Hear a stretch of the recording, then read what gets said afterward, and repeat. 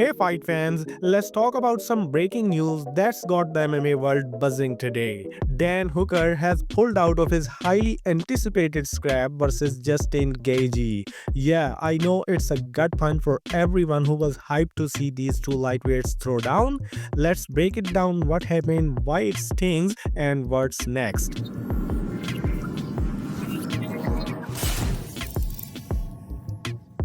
So, first off, this fight was shaping up to be an absolute banger. Dan Hooker, the hangman, coming off the gritty win streak lately, he's been looking sharp, right? Then we have got Justin Gaethje, the highlight, who's basically a human highlight reel himself. Even after that knockout loss to Max Holloway at UFC 300, you know Justin Gaethje is always one punch away from turning a fight into chaos. Man, we were looking at a guaranteed fight of the night contender, probably 5 rounds of pure violence.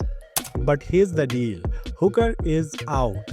Word is he's dealing with a hand injury. Now we don't have all the details yet, but according to Dan Hooker himself, he hurt his paw probably during the fight camp. Or we're supposed to have a fight, but I've busted my paw. Hooker is no stranger to pushing through pain. He has fought with a broken hand, a busted face, you name it, so it must be bad enough to pull the plug. Now let's talk about why this sucks so much. Hooker vs Gaethje wasn't just another fight on the card. Outside of the main event between Alex Pereira vs Magomed Ankalaev for the light heavyweight championship, it was the only top-level fight on the whole UFC 313 card.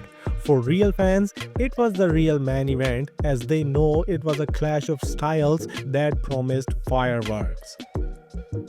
For Hooker, this was a massive opportunity. He has been clawing his way back up the rankings after a rough patch a couple years ago. A win over Justin Gaethje, a former interim champion, could have put him right in the title conversation. And Gaethje, he is coming off a knockout loss from Holloway, so he needed this to prove he is still a force at 155. Both guys had everything to gain, and now it's all on hold. So what's next? Well, the UFC is probably scrambling to find a replacement for Gaethje's opponent. You've got names floating around like Renato Moicano, Rafael Fiziev, and Mateusz Gamrot, who all showed interest in being the late replacement. Who knows what UFC opts? Maybe Moicano or Gamrot steps up on short notice, or hell, could they call up Rafael Fiziev for the rematch? Anyway, whatever comes on the table, Gaethje is probably gonna take it. We all know that Gaethje is not the type to sit around and wait, so I'd bet we still see him fight at UFC 313. Otherwise, fans, especially those who bought expensive tickets, are gonna get mad. Hooker vs Gaethje was one of those matchups you dream about as a fan. Two warriors who leave it all in there, no backing down.